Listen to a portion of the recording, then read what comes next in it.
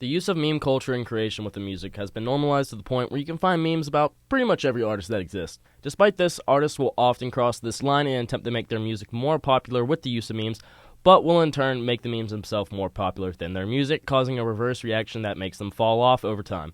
Today we're exploring a few artists that have used meme culture both to their advantage and disadvantage. This is why becoming a meme in the music industry is so risky. So this first artist I want to go over here, you all know him. You might love him, you might hate him. Lil Pump, alright, one of the first artists that really kind of blew up off of memes. I mean, he was one of the most popular young rappers in the 2016-2017 SoundCloud waves, going viral with just about anything he does, music-related or not. And I mean, Lil Pump knew this. He knew he was the next big thing, and he kind of had a personality based around, his music. He's always been a character. He still is a character, and Lil Pump would regularly wild out social media, especially Instagram. He would cause stunts, get people's attention, as, this would bring a lot of eyes to him and his brand.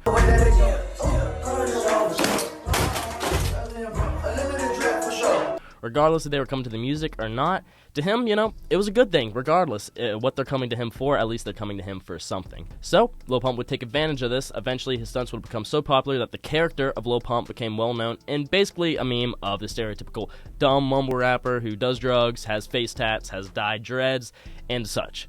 Really kind of fulfilling the stereotype that people kind of had about the type of music he was making. But, this can only last for so long, and over time, in the next few years, Pump would feed into this image more and more, making him more popular, and more people would tune into his Instagram and kind of just check to see his antics for his music. I mean, Lil Pump was almost more popular of a Instagram influencer than he was rapper, despite being one of the biggest rappers on the planet. I mean, that's how big Lil Pump was back in the day. But, like I just said, over time people would get tired of the memes. They would stop giving into this character. There's only so many times you can throw a TV out of a window and get people entertained, I guess so. And the lack of artistic development and effort on the artistic side of things, since he was kind of putting his whole effort into this Lil Pump image, would inevitably lead to his fall off. And I mean, Lil Pump still makes music. Alright, he's still a huge artist, and realistically, he's just not in the limelight like he used to be. He's not really doing these crazy antics anymore. I mean, his next antic was, let me go endorse President Trump. Hello everybody, how you guys feeling? So that's just enough with Lil Pump, and you can kind of see how memes kind of was detrimental to his career despite blowing him up to monumental heights. So on the other side of the spectrum, a more modern artist that's kind of still in the process of this. I see a lot of parallels between Lil Pump and this artist I'm talking about is Yeat. Now, Yeat would start his career bubbling in the underground as a legit artist, part of Slay World. He was making, real music and trying, he wasn't trying to be a meme at all. And as become more popular, his lingo, language used in his lyrics became part of meme culture. I mean, the twizzy stuff, all that stuff, all that he'd be saying stunkum dunkum, I don't even know, but that's funny to people, and that would become a meme, and this would just be elevated even more when TikTok influencer Twisty P would take it to TikTok, and TikTok would get a hold of Yeat and this lingo, and they just ran with it. Hey, with a private man, I'm speeding on these perks like I'm a laundromat. This would kind of fulfill Yeat's image. I mean, the Tonka truck,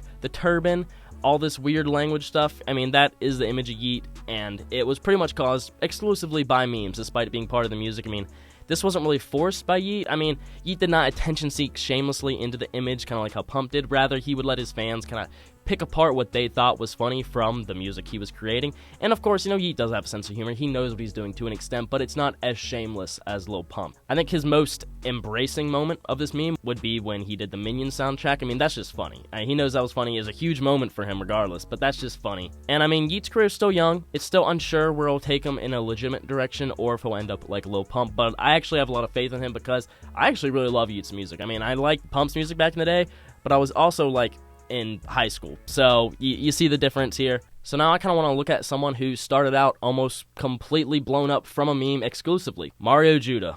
We all remember Mario Judah. He would literally blow up 100% from a meme, basically. I mean, kind of, because he would blow up from his song, but the song would blow up because people were making fun of it, and that song, in turn, became a meme. The song in question is called Die Very Rough, and clips from this would go viral on social media. People comparing him to a Disney villain, just the way he was singing. He better run.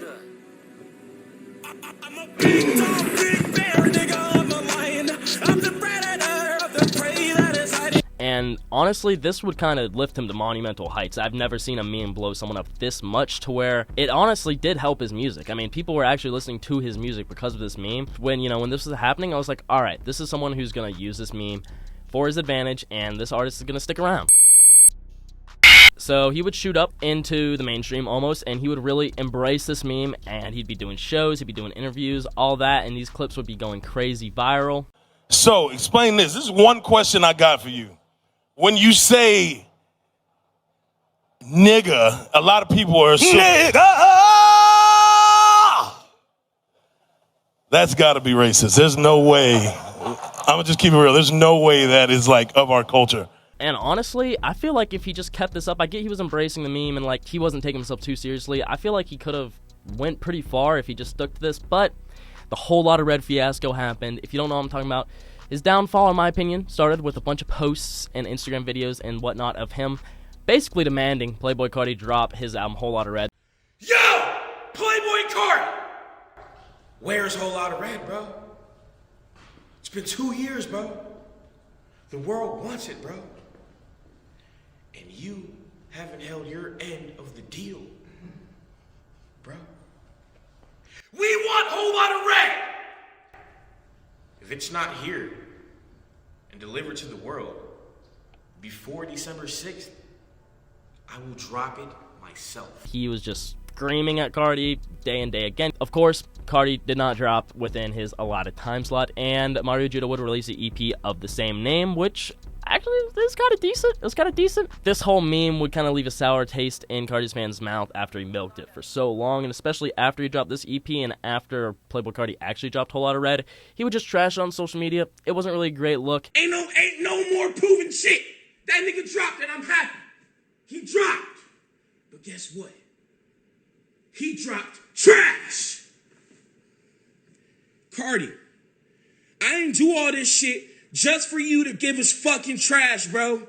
And since then, I mean, it was kind of almost a Lil Pump effect. People were going to him for his antics rather than his music, and he kind of stopped dropping music. It's been a while that he's really came out with anything. I still think he has the potential to come back, but I don't know if he's going to. So this final artist I want to look at today is the curious case of BabyTron, and this one is one I really want to focus on because, listen, BabyTron is a Detroit artist. He's currently blowing up due to his sample choices, which are hilarious and definitely not cleared, his rapping style, which is pretty much the Detroit rapping style, and his hilarious lyrics, among other things. But he's not exactly a meme because the people who are making these memes about him, and you see him, you know what I'm saying? You see the BabyTron memes. It's not people who don't listen to his music, it's people who do listen to his music. If you are a fan of BabyTron and you're making BabyTron memes, the only other artist I've really seen this for is kind of like Playboi Carti fans. Almost all the memes are fans of BabyTron, I will say. I mean, this allows for a solid fan base because they love the music first, and they found a way to humorize it, and despite its greatness, they found a way to make fun of it in a way, really.